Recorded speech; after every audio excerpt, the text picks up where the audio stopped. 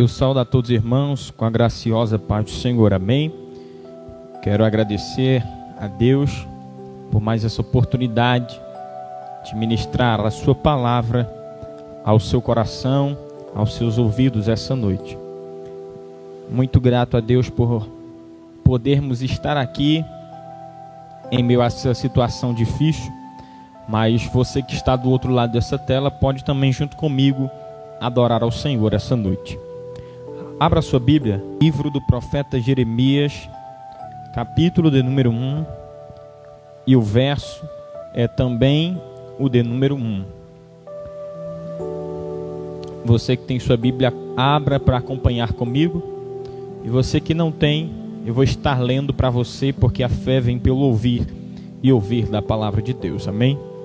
Jeremias, capítulo 1, verso de número 1, diz assim: Palavra de Jeremias, o filho de Ilquias, dos sacerdotes que estavam em Anatote, na terra de Benjamim, a quem a palavra do Senhor veio nos dias de Josias, o filho de Amon, rei de Judá, no 13º ano de seu reinado. Veio também nos dias de Joaquim, o filho de Josias, rei de Judá, até o final do 11º ano de Zedequias, o filho de Josias, rei de Judá, até que Jerusalém foi em cativeiro, no 5º mês. Então a palavra do Senhor veio a mim, dizendo: Antes que eu te formasse no ventre, eu te conheci, e antes que saísse do útero, santifiquei, e te ordenei como profetas para as nações.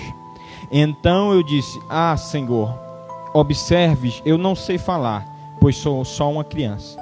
Porém o Senhor me disse: Não digas eu sou uma criança, pois tu irás a quem eu te enviar, e tudo o que eu te ordenar falarás. Não tenha medo da sua face, pois eu estou contigo para te livrar, diz o Senhor. Então o Senhor fez uso de sua mão, tocou a minha boca, e o Senhor me disse: Eu tenho colocado as minhas palavras na tua boca. Até aqui. Amém? Este é o capítulo de número 1 do livro de Jeremias. Este é o capítulo que trata sobre a vocação do profeta Jeremias, do profeta chorão, do profeta das lamentações. Este primeiro capítulo vai tratar sobre a sua vocação, sobre a sua convocação para o ministério, para a sua chamada de profeta.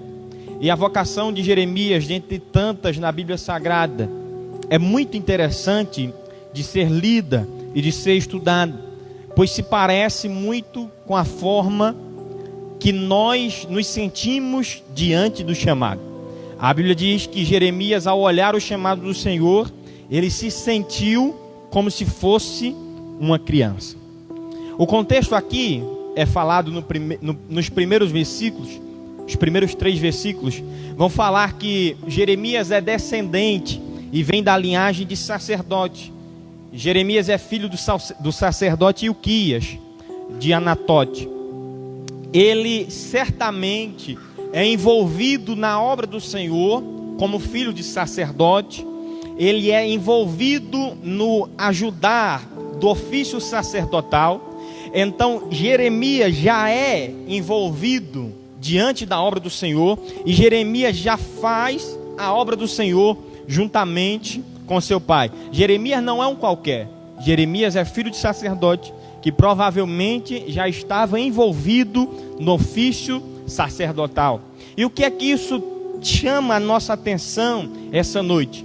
É que Deus sempre, antes de vocacionar alguém, Deus sempre vai vocacionar pessoas que já estejam envolvidas com a sua obra. Não para a salvação, veja bem, não para a salvação, mas sim para o seu ministério.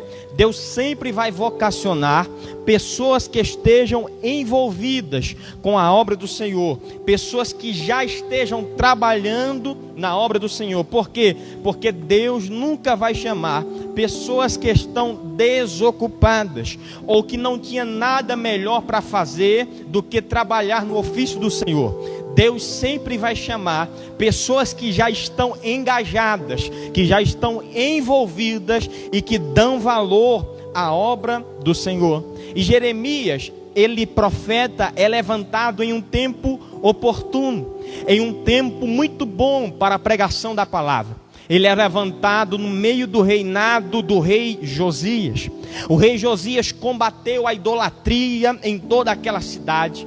O rei Josias experimentou para a igreja evangélica e cristã um grande avivamento naquela época. O rei Josias enalteceu a voz do Senhor em Israel, e ele também enalteceu os cultos de adoração para o Senhor Jesus, pois para ele somente o Senhor Jeová era o único Deus em Israel. E Jeremias é levantado nesse tempo oportuno, mas o reinado de Josias só dura 18 anos, e o ministério de Jeremias durou mais do que isso. O ministério de Jeremias durou 41 anos, porque a chamada de Jeremias, melhor dizendo, não é diferente da nossa. Na nossa chamada, o tempo oportuno também não é para sempre.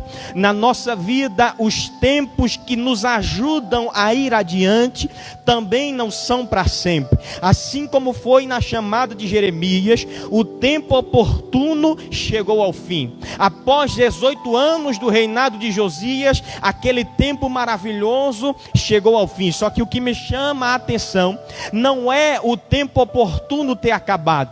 O que me chama a atenção não é vir um tempo de crise logo após o reinado de Josias. O que me chama a atenção é que mesmo depois do tempo oportuno acabar, Jeremias continuou com a vocação do seu chamado. Porque se para Josias Deus tinha 18 anos de reinado, para Jeremias Deus tinha 41 anos de vocação. E é isso que eu vim trazer da palavra de Deus para o seu coração aqui esta noite. Você vai começar bem, e você vai começar do lado de pessoas bem também. Você vai ver pessoas começando com gás e terminando sem gás, mas você vai continuar e prosseguir. Você vai ver pessoas desistindo, você vai ver pessoas parando no caminho, você vai ver pessoas se esquecendo da vocação, mas você, como Jeremias, vocacionado de Deus, você vai continuar na vocação e no chamado que Deus fez para a sua vida. Receba isso em seu coração, na sua casa esta noite. Eu vim te dizer, Jeremias, você não vai parar. Não importa se o tempo é oportuno ou se é contrário. Não importa se o vento te empurra ou quer te derrubar. Você vai continuar, porque aquele que te vocacionou, aquele que te chamou, garante a chamada dele sobre a sua vida. Aquele tempo de bonança acaba. E algo que eu estava ouvindo esses dias tocou muito ao meu coração, que disse assim: você não se parece com o diabo. O diabo era o querubim ungido diante da presença de Deus, e mesmo assim ele se afastou da presença do Senhor e foi embora. Então você não se parece com o diabo. Você não vai se afastar da presença do Senhor. Você vai continuar firme na vocação que o Senhor te chamou.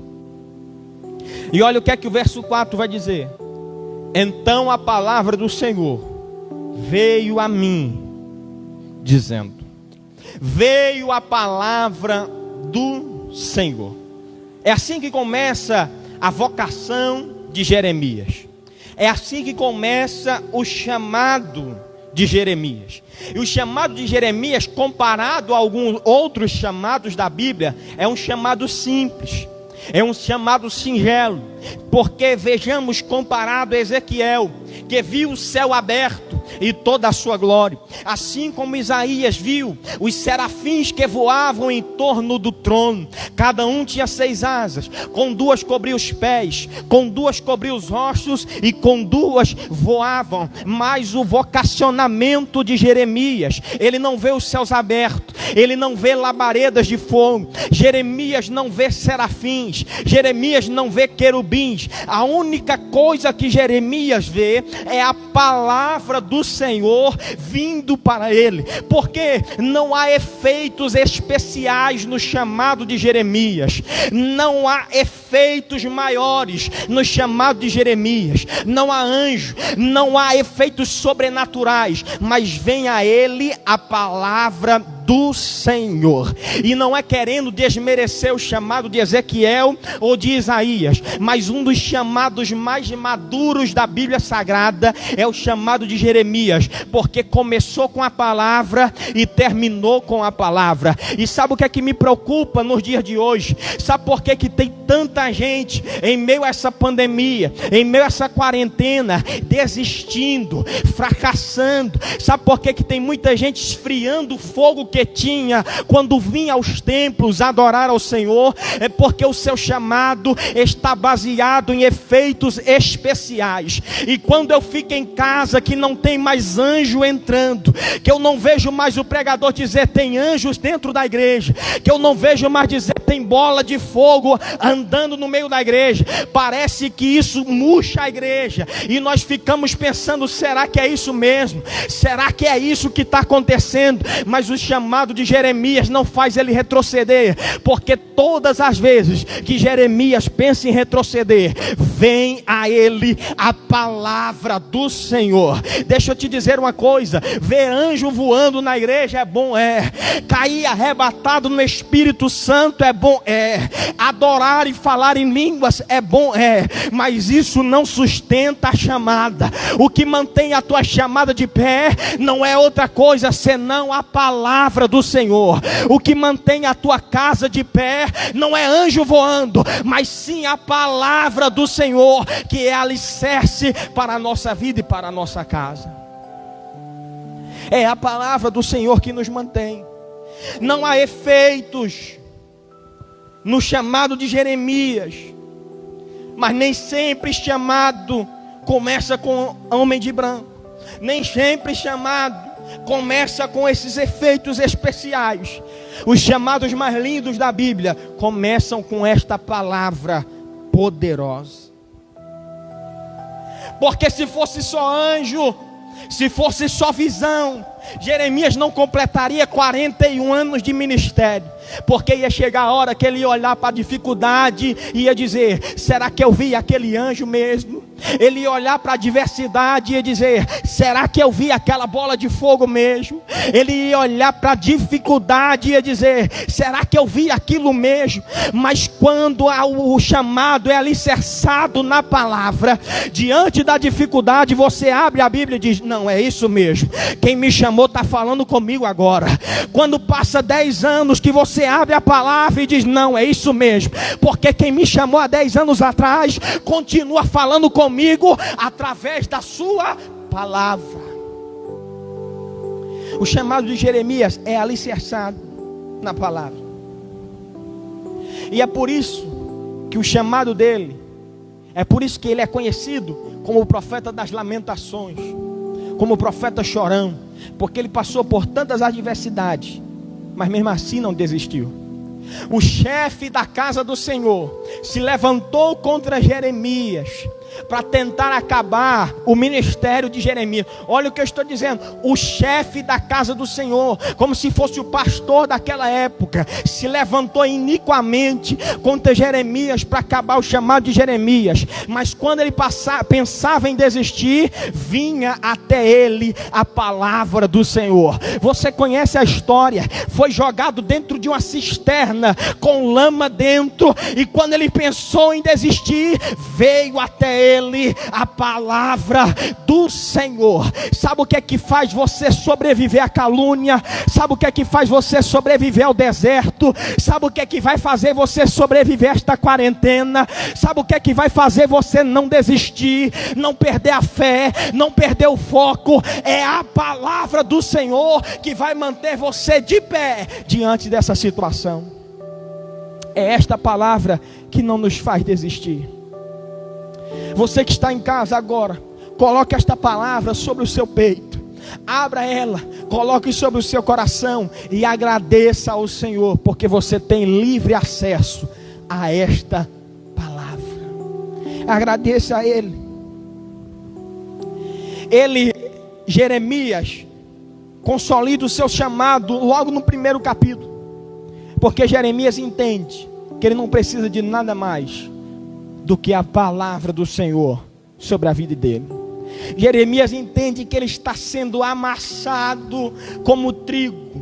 Jeremias entende que ele está sendo refinado como ouro, que ele está sendo triturado como os grãos, como se tritura os grãos, mas ele não desiste, porque Jeremias tem a palavra do Senhor no seu coração, assim como o salmista diz: eu escondi a tua palavra no meu coração, para não pecar contra ti. Aleluia. E a palavra do Senhor veio a mim,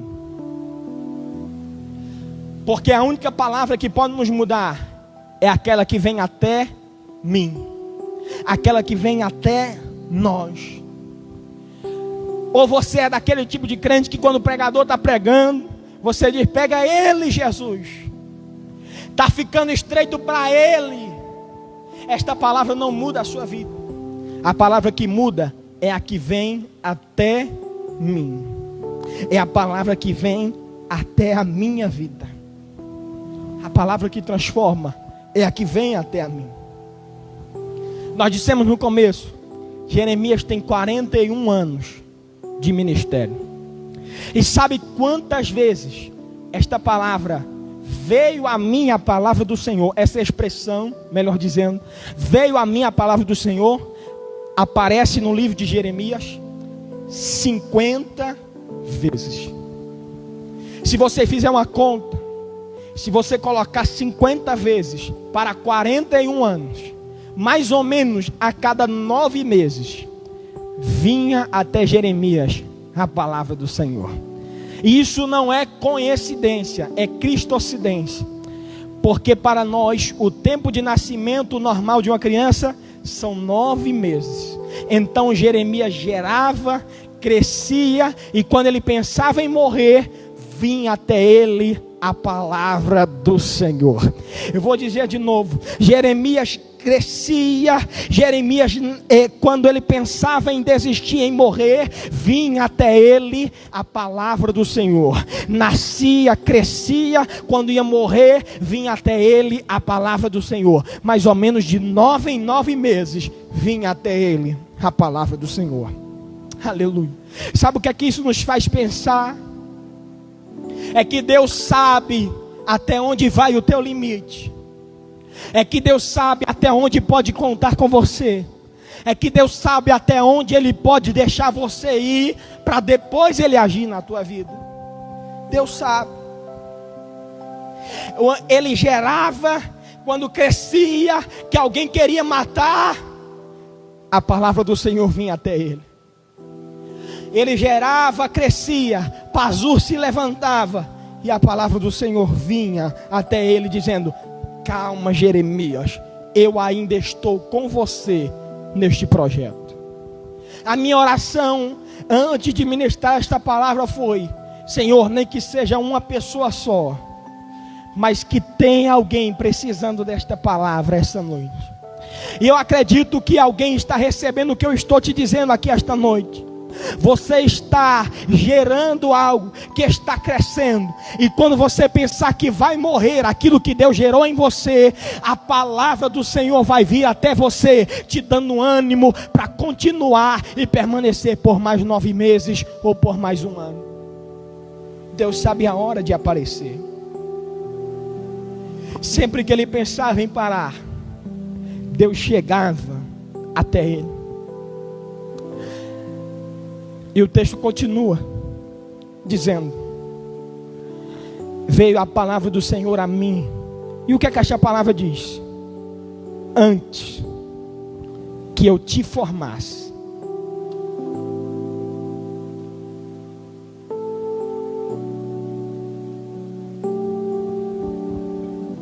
antes. O que é que essa palavra vem dizer? Antes que eu te formasse. O que é que te impede de realizar a chamada do Senhor? Você olha e diz: missionário, eu sou pobre, E Deus olha para você e diz: antes. Você olha e diz: missionário, eu casei com alguém que não compartilha a mesma chamada que eu. Antes. Missionário, eu não tenho mais forças para continuar, porque essa adversidade que eu estou vivendo, eu não consigo mais prosseguir. Deus vem para você e te diz essa noite: antes. Eu não sei mais para onde ir. Antes. Missionário, eu fui abusado na minha infância. Antes. Eu já pequei, já errei, já transgredi contra o Senhor. Antes. Eu já fui do mundo, já bebi, já usei droga, eu já fui preso, missionário. Eu não tenho mais jeito. E Deus te diz: antes de você praticar tudo isso, eu te formei. Antes. Eu queria que você agora, aonde você estiver, você que está assistindo esse vídeo, você que está aqui presencialmente, aonde você estiver, eu queria que você colocasse no seu coração, que você falasse isso, se possível em voz alta, mas se não puder, fale para você mesmo, diga assim: Satanás, você chegou atrasado na minha vida, porque Deus chegou primeiro na minha existência. Eu vou repetir de novo para isso ficar gravado no teu coração. Tudo que aconteceu foi depois que o Senhor te vocacionou, porque Deus chegou primeiro na sua vida. Aleluia. Deus chegou primeiro. Tudo que o diabo tentou fazer para acabar o ministério foi atrasado, foi depois, porque o nosso Deus chegou primeiro. Antes que eu te formasse no ventre, que eu te formasse. Você não é obra do acaso.